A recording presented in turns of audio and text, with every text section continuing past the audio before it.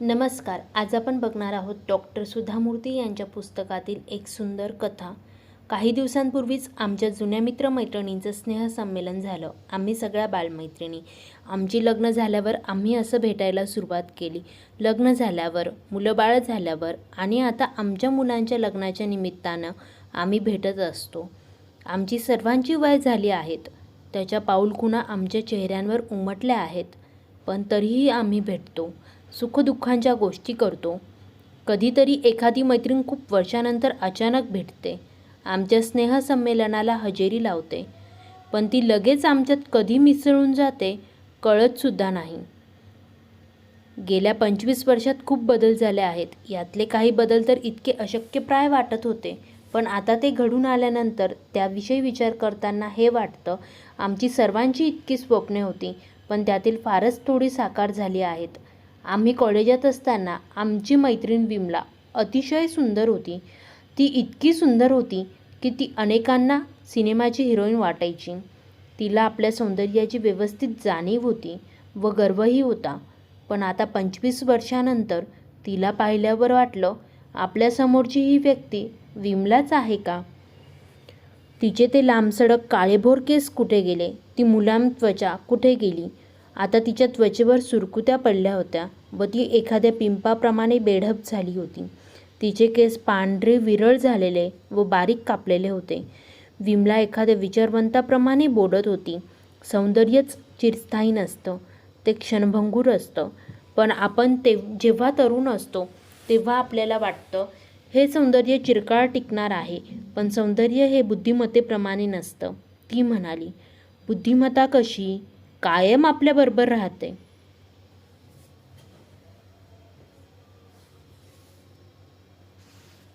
माझ्या विनुता नावाच्या मैत्रिणीनं विमलेचा हा सिद्धांत खोटा ठरवला.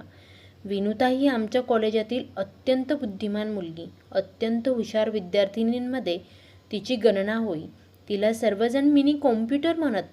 प्रत्येक बाबतीत तिला जणू निसर्गदत्त देणगी होती.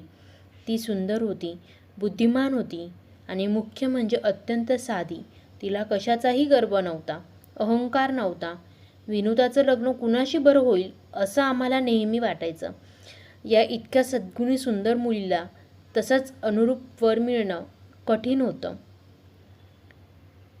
विनुताला कॉलेजात एक चांगला मुलगा भेटला. तो अत्यंत बुद्धिमान होता. विनुता आणि पार्थ दोघी इतके हुशार. दोघांना एकमेकांच्या बुद्धिमत्तेविषयी आदर अभिमान वाटेल.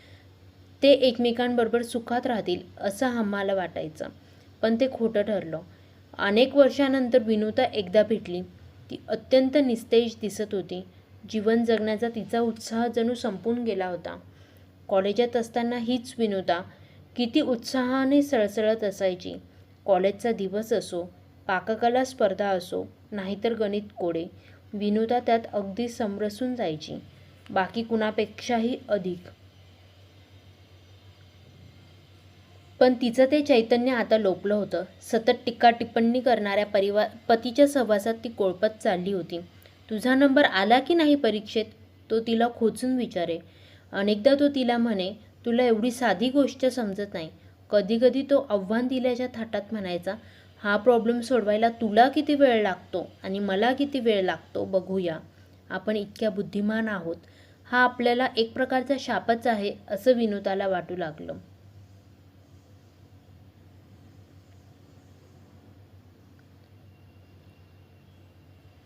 आपला समाजसुद्धा कसा विचित्र आहे. आपल्या पतीच्या यशात व कीर्तीत स्त्री नेहमी आनंद मानत असते. पण पुरुष मात्र आपल्या पत्नीच्या यशात आनंद मानवू शकत नाही. आपली पत्नी बुद्धिमान आहे ही गोष्ट सहन करून तिचं त्याबद्दल कौतुक करणारे पुरुष विरळाच. याउलट रत्ना ही आमची मैत्रीण सर्व अर्थांनी, सर्व बाबतीत ती अतिसामान्य होती. ती इतकी सर्वसामान्य होती की ती पुढे कोणाच्या स्मरणात सुद्धा राहिली नसेल. सर्व मध्यमवर्गीय घरातल्या मुलींप्रमाणेच ती पदवीधर झाली आणि मग लग्न करून संसारात रममाण होऊन गेली. तिचा पती रघु हा साधा कारकून होता. जरा भित्रा, गरीब स्वभावाचा होता. एक वर्ष अचानक रत्ना आमच्या स्नेहसंमेलनाला आली. तिला पाहून आम्ही सर्वजणी आश्चर्यानं थक्क झालो. ती किती आमूलाग्र बदलून गेली होती. आता ती एक यशस्वी महिला उद्योजक होती व तिला कित्येक पुरस्कार प्राप्त झाले होते. ती आता अगदी आधुनिक झाली होती. तिच्यातील ते परिवर्तन इतकं आश्चर्यकारक होतं की आम्ही काही क्षण तिच्याकडे टकलावून बघतच राहिलो. विमलेनं रत्नाला तिची सगळी हकीकत विचारली. शून्यातून सगळा संसार उभा करण्याची गोष्ट आहे माझी, रत्ना म्हणाली. माझ्या लग्नानंतर काही दिवसातच एक गोष्ट माझ्या लक्षात येऊन चुकली. ती म्हणजे माझ्या पतीच्या अंगात नेतृत्व गुण नसले तरी सहाय्यकाचं काम ते अतिशय उत्कृष्ट तऱ्हेने पार पाडू शकतात. ते उत्तम अनुयायी होऊ शकतात. आमच्या घरात माझी सासूच बॉस होती. मनोवैज्ञानिकांचं सुद्धा असंच मत आहे की जर एखाद्या मुलाच्या आईवडिलांचं वागणं हुकुमशाही असेल तर ते मूल एकतर अत्यंत बंडखोर तरी होतं किंवा अत्यंत भित्रबुज्र. रत्नाच्या पतीच्या बाबतीत हा दुसरा प्रकार घडला असावा. रत्नानं आपली कहाणी सांगितली. आपले निर्णय आपण स्वतःच घ्यायला हवेत ही जाणीव मला लवकरच झाली. तसं केलं नसतं तर मी माझ्या सासूच्या गुलाम होऊन राहिले असते. आपण काहीही करून आर्थिकदृष्ट्या स्वतंत्र व्हायचं असं ठरवलं. मी मूळची काही फार बुद्धिमान नाही. मला कोणतंही कला कौशल्य अवगत नव्हतं, हे तुम्हीही जाणताच. माझी शैक्षणिक पात्रताही यथातथाच होती. या पार्श्वभूमीवर मला नोकरी मिळणे कठीण होतं. मला एकच गोष्ट नीट जमणारी होती, ती म्हणजे कपडे शिवणे. त्यामुळे मी घरी शिवण्यास सुरुवात केली. सुरुवातीला मी शिवण्यासाठी कापड वापरलं व नंतर लेदर.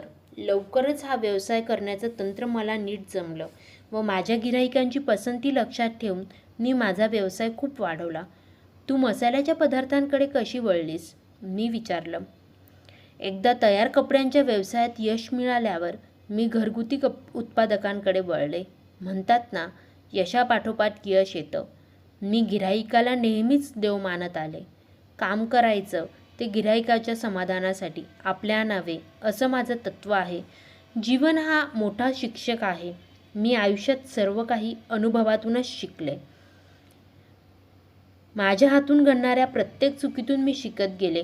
त्या चुका पुन्हा हातून घडणार नाहीत अशी खबरदारी मी घेत गेले.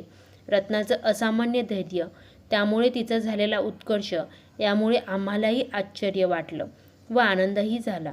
विनुता आयुष्यात खूप यशस्वी होईल आणि रत्ना अत्यंत सामान्य आयुष्य जगेल अशी आमची कल्पना होती.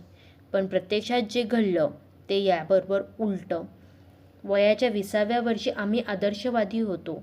आता 40शीला वास्तववादी.